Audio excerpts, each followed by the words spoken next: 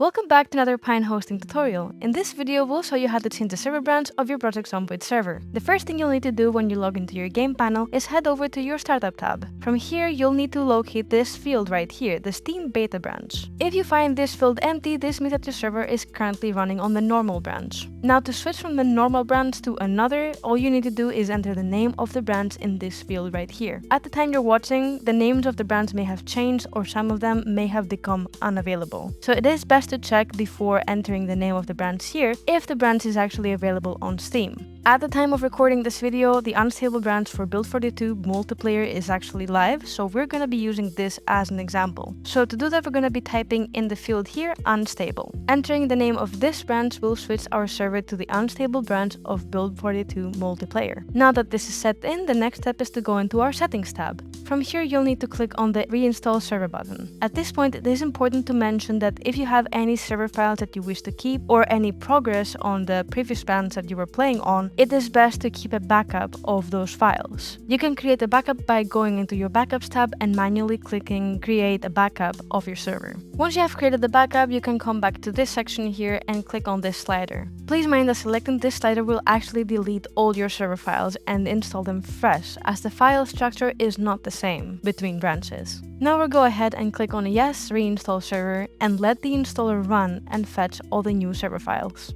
Once the installation is completed, you can set your server back up. And just like that, your server is now on the unstable branch on Build 42 multiplayer. If you have any further questions or need further assistance, feel free to reach out to our support team. We're always happy to help.